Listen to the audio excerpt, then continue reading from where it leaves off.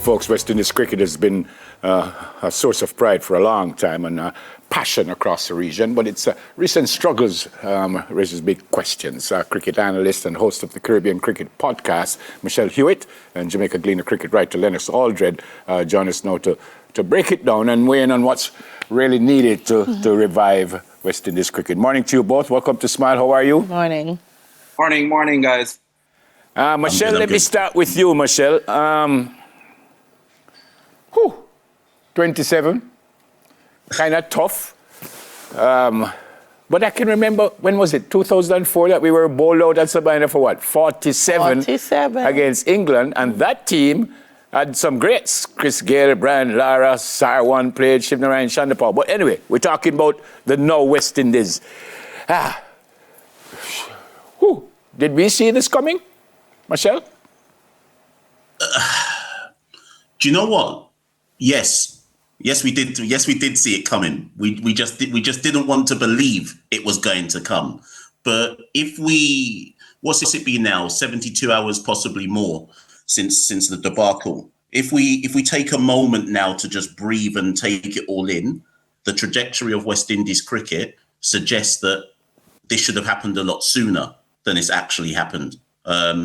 And if you follow the decline since the year 2000, we shouldn't be surprised, really and truly, that a West Indies team is being bowled out for 27 runs. So the bigger question isn't so much what happened and why did it happen. We know why it's happened. The question is, what are we going to do about it? That's what needs to be answered. Well, Michelle, I mean, maybe for you it's apparent. So share with us, why do you think it happened?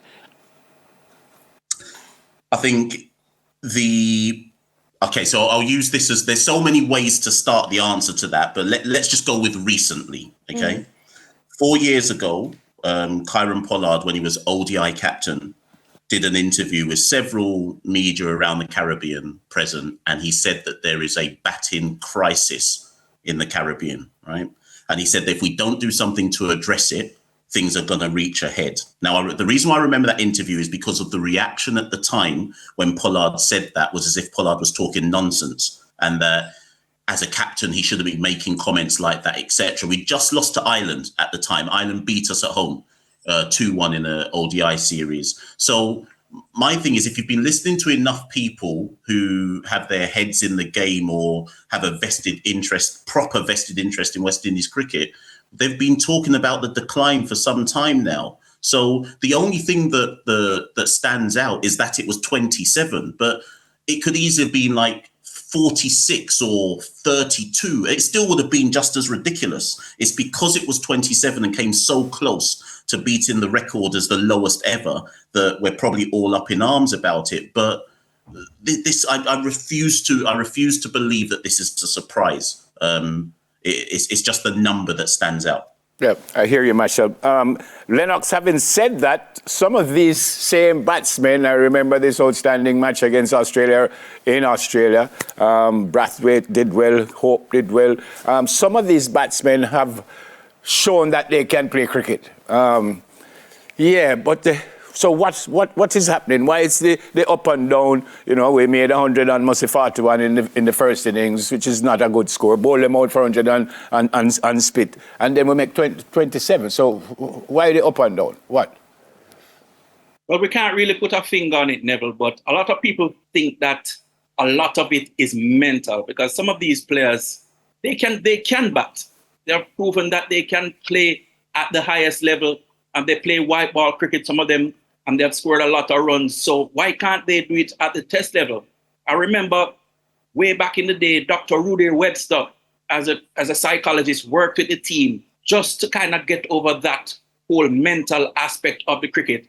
And maybe I think that we should try to go back to that and get somebody to work on some of these players mentally, because that's an important part of the game, because they show potential, but then when they go out there, it's just ridiculous.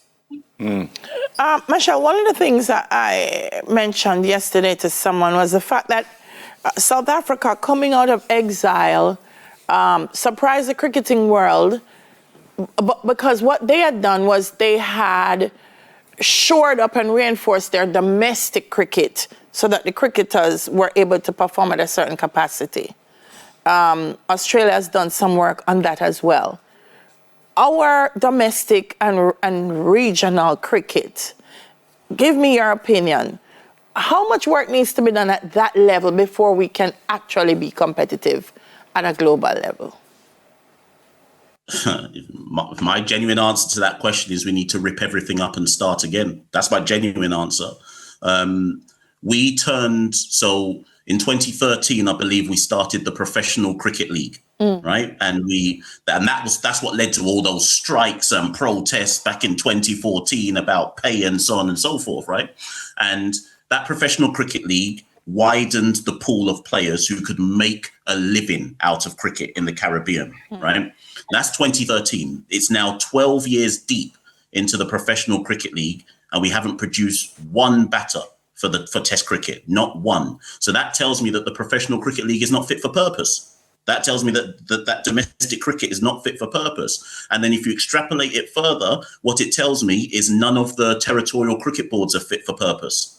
Because if you go back further to the year 2, we haven't produced an international class batter since Chris Gale in 1999 or Ramnaresh Sarwan. Those were the last 2 batters we could say that we actually produced. Maybe throw in Darren Bravo. That's the last 3 that you could say we've produced that can bat in Test cricket at an international level. So if you have an organisation and you can't produce anybody that's good, then that means that it's not fit for purpose. So the Trinidad and Tobago Cricket Board, the Barbados Cricket Association, the Jamaica Cricket Association, Guyana Cricket Board, Windwards, Leewards, all of them aren't fit for purpose. Yeah. That's my answer to that. Michelle, let me stay with you because for many years now, we've heard many different things. Lennox mentioned Rudy Webster. There was the Patterson report. Mr. Don Webby got involved. I hear is club cricket. I hear we're not doing enough at grassroots. I hear we're not playing enough cricket. In India. Yeah, we're not playing enough cricket. I hear the people who run cricket in the West Indies shouldn't be there.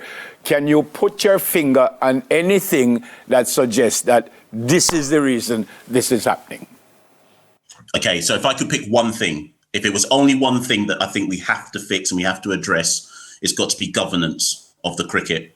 I don't think we can sack this person, we can replace that player, and we'll still see the same results ultimately. The one thing we've never fully addressed in West Indies cricket is governance of the cricket.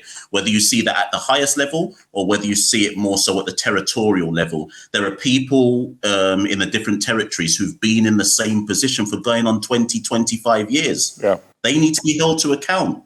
And so our governance model of the cricket, I think, has to be completely dismantled.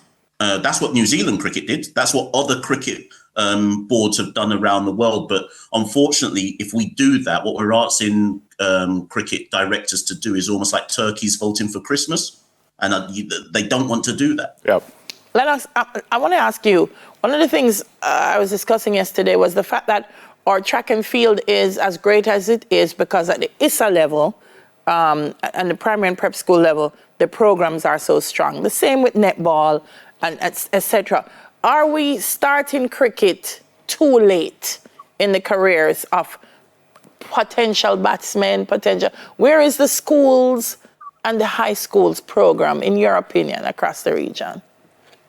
Well, Delia, that's a major, major problem. Not enough high schools playing cricket right now. Actually, the numbers have dwindled significantly. And I remember former West Indies coach Phil Simmons said that we need to have the best coaches at the youth level. And we really should start there and then bring everybody up. Because a lot of people still saying that they believe that Andre Coley should still be with the team because he was working on something. Carl Hooper alluded to that. They were working on a plan to get the team better. But then there were wholesale changes. Darian Sammy was all format coach. But some people still believe that Coley was doing a good job and he should have remained in the job. Give him some more time to work with this team. But everything changed and we were seeing the results right now. Yeah. Final question, same question to you both, Michelle and Lennox. I'll start with you, Michelle. There has been calls that Darian Sammy should be fired, should step down, whatever.